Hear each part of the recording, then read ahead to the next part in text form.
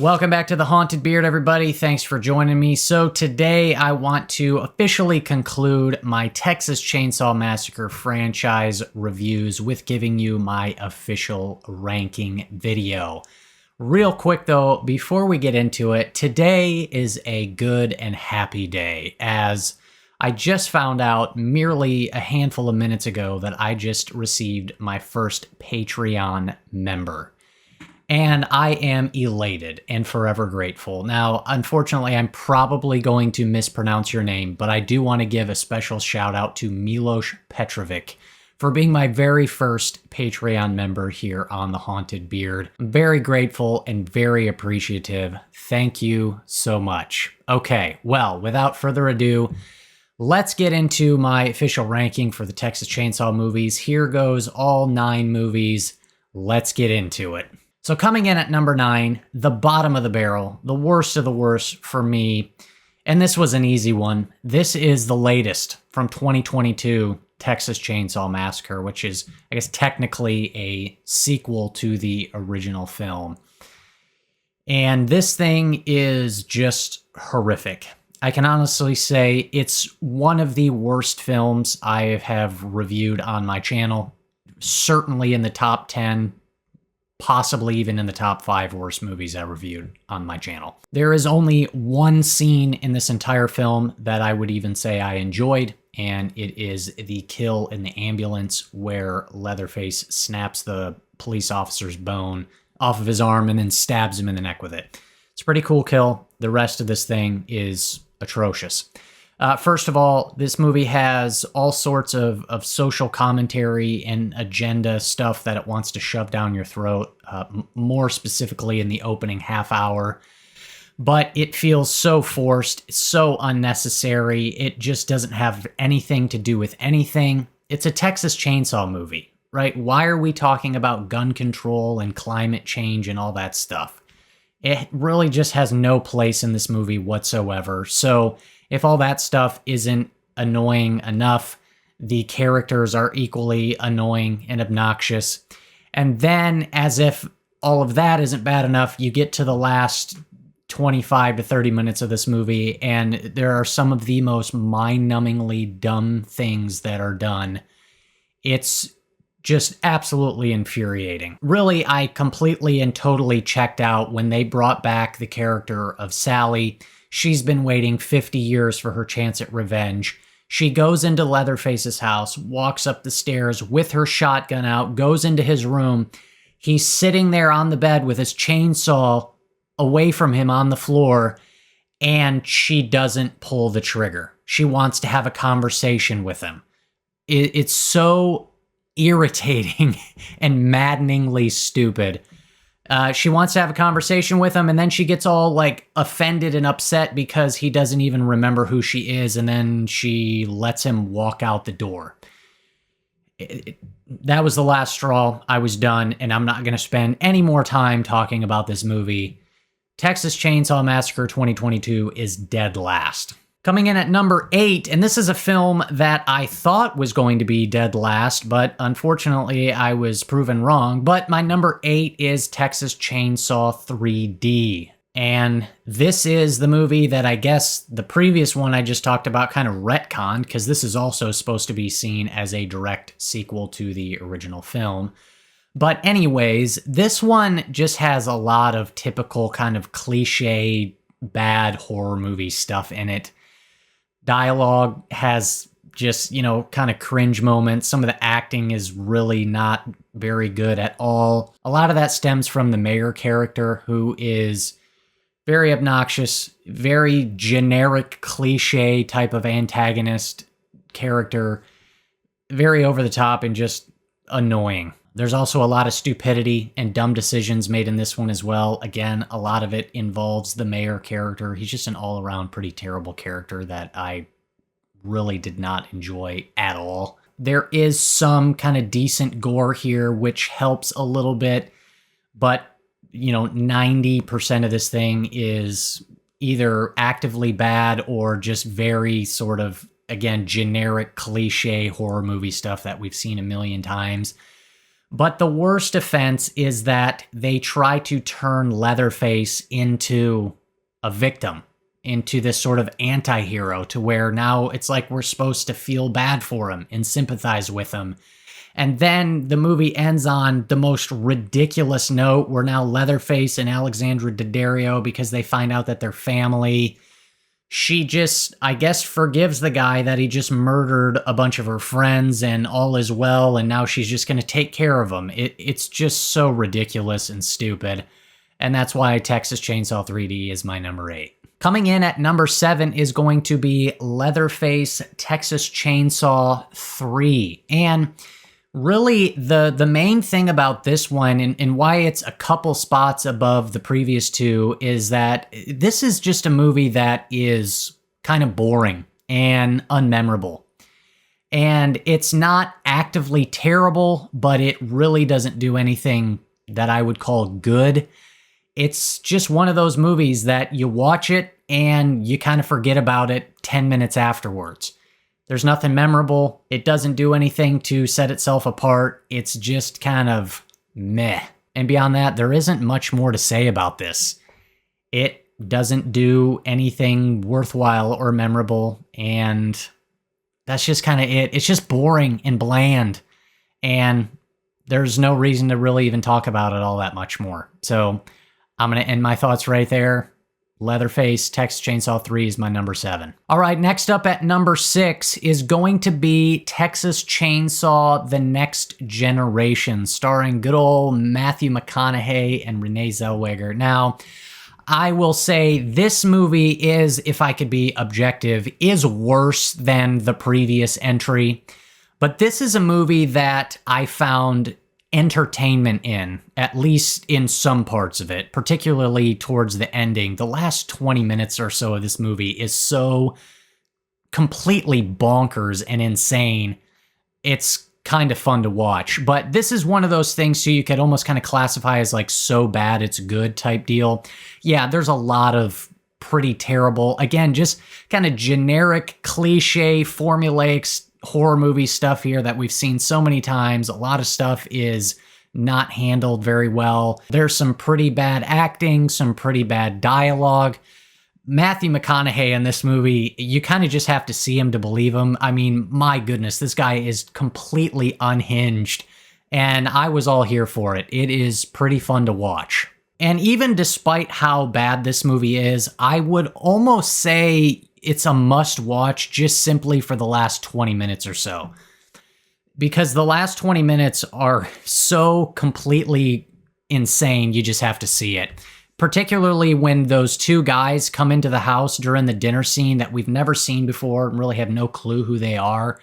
And the guy comes in there and like starts licking Renee Zellweger's face. And then, you know, he's got all these piercings in his chest. And then he picks up a piece of pizza and sets it down on the table and then leaves. It's so hilarious. You have no idea what's going on. It's just completely out of control and it doesn't make any sense. And it's just hilarious. And so, yeah, this one's almost a must watch just because of that last 20 minutes. All right, next up at number 5. And I'll say we're moving up a tier here. This is at least a mid-tier movie.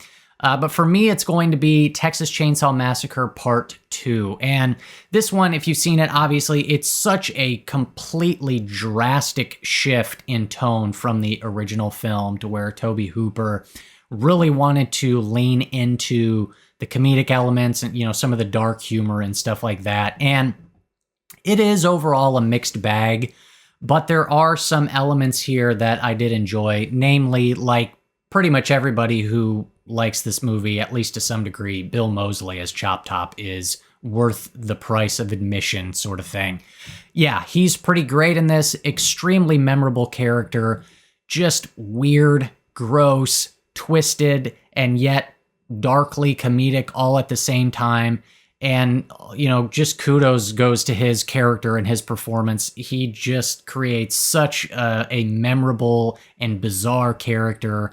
But it is, I'll say his character is one of the highlights of the entire franchise. Outside of Moseley, though, most of the film is just kind of okay.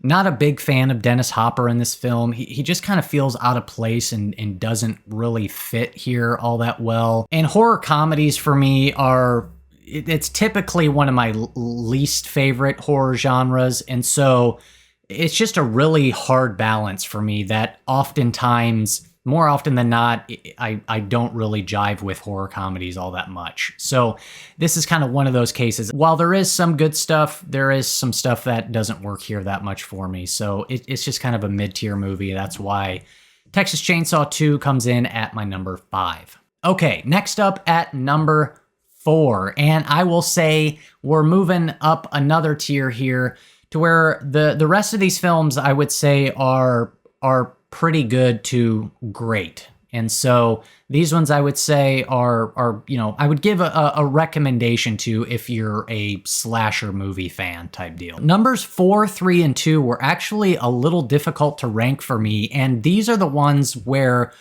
on any given day, I feel like any one of them could kind of be interchangeable with any of the others. So 4, 3, and 2 are all kind of interchangeable. But as of the recording of this video, for right now, number 4 for me is going to be Texas Chainsaw: The Beginning. This is the prequel to the remake. And this one was a bit of a pleasant surprise for me. This was the first time watch for me when I reviewed it. And I thought it had some good stuff here. I like R. Lee Ermey. I think his character's really solid. I thought the characters, while they're, obviously not a whole lot of depth there and not very fleshed out, they're at least likable enough that you enjoy watching them. They're not just miserable. So I appreciated that. The film has some good scenes. I really like the scene where the two brothers get captured and then R. Lee Ermey makes the one guy do the push-ups and stuff like that to try to escape. Some good stuff there. This one does have some good kills. I really like the gnarliness of the scene where Matt Bomer is tied down to the table and his girlfriend's underneath the table as Leatherface is cutting his face off. Pretty gnarly scene there. So this one definitely brings some of the blood and gore. It does fall into some of the typical kind of prequel issues and stuff like that, but overall, more on the positive side with this one, and it definitely was better than I expected it to be. So yeah, Texas Chainsaw: The Beginning, I think is a fun enough time, and I enjoyed it for the most part, so that's why it comes in at number 4. Next up at number 3 is going to be the Texas Chainsaw Massacre remake from 2003. And I could say some of the similar things about this film as I did with the previous one, namely R. Lee Ermey. I think he's great. His character is just awful and gross, but just really fits within this world and the character he's portraying. He just does a fantastic job. Great performance by him. This film also has some really nice cinematography, just some really nice visuals and just, visual presentation to the whole thing. There's just some really nice shots. I like just some of the stuff that they do with silhouettes and things like that, and some of the shots at night, and it just has a really nice visual feel to it. I think Jessica Biel does a really solid job as a final girl. She's certainly the best final girl in this entire franchise, has one of the best performances in this franchise. I love the scene where she sees Leatherface wearing her boyfriend's face. That's a great scene. And I also like the new Leatherface, which is a compliment I could also pay the previous film, as it's the same actor, Andrew Bryniarski, I believe. Yeah, he just really brings an intense physical performance. I mean, he just has such a physicality to him. Is it just terrifying, right? And you just really feel that. It comes across just he packs a punch kind of thing. This guy looks like the Incredible Hulk almost, and just a terrifying person. So yeah, nice performance there. And then finally, this is one that I'm not typically a fan of remakes. It just kind of depends, obviously, how it's handled. And in this case, it's a film that it's pretty similar to the original film. There's not a whole lot of variety there. And so I feel like 9 times out of 10, I would kind of immediately just be turned off to it and be like, why do we need this? And there is still a little bit of that in my feelings for this movie, but I just think the film is executed quite well. And there is some stuff here that is pretty enjoyable. And so as far as remakes go, especially of classic films, this is one of the better ones that I've seen. So that's why the 2003 remake comes in at my number 3. All right, next up at number 2 is going to be Leatherface. This is yet another sort of prequel origin story of course, Leatherface. And this one was really a pleasant surprise for me. And I think the main reason why I liked this so much and why it comes in at number 2 is because of how different it is. This just doesn't really feel like a typical Texas Chainsaw Massacre movie. And at this point, this is 8 movies into the franchise, it was really a breath of fresh air. And so it was really nice to see something very different with a completely different formula and storyline that kind of didn't even feel like it belonged in the Texas Chainsaw world, but it does. And so I just really liked how different it was. I liked the different approach, the unique approach.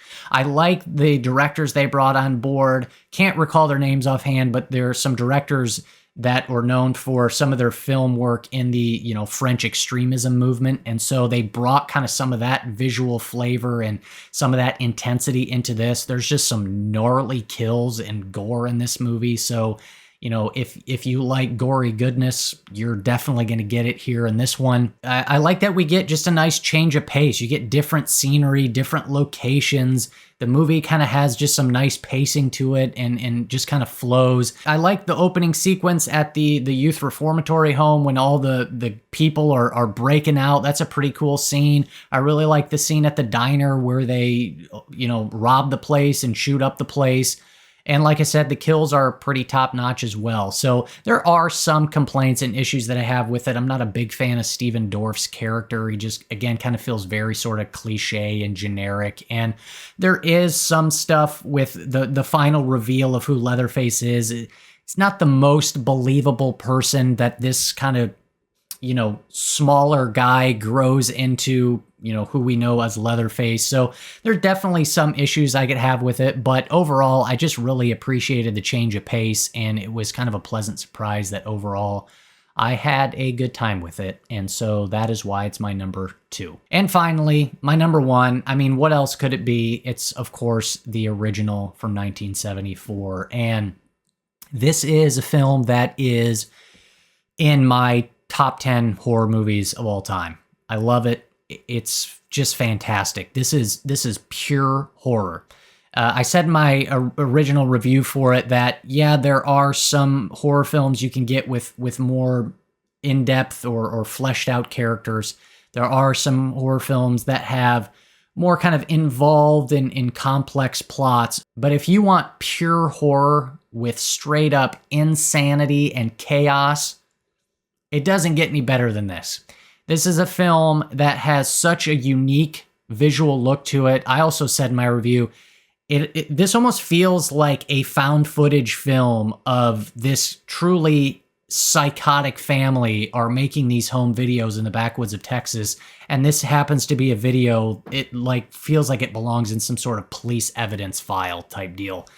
It just kind of makes you feel gross and icky, but that, I mean, obviously adds to the impact and the effectiveness of it all. It's got fantastic kills. The kill of Kirk is one of the greatest horror kills of all time, in my opinion. I love this thing. It's endlessly rewatchable, and the amount of adrenaline that this thing induces and gives off in the last half of it is unprecedented. I love it. There's nothing else to say. I love it. It is a horror masterpiece, one of the all-time greats, and that's all I have to say. So there you go. There is my official ranking of the Texas Chainsaw Massacre franchise. So that's all I got for you. Hit me up down below. Would love to know your ranking, how you rank all 9 of these. Look forward to hearing from you. Let me know down in the comments. Thank you so much for watching. If you got anything out of this video, go ahead and do me a favor and do not click that subscribe button unless you want to be haunted by the beard.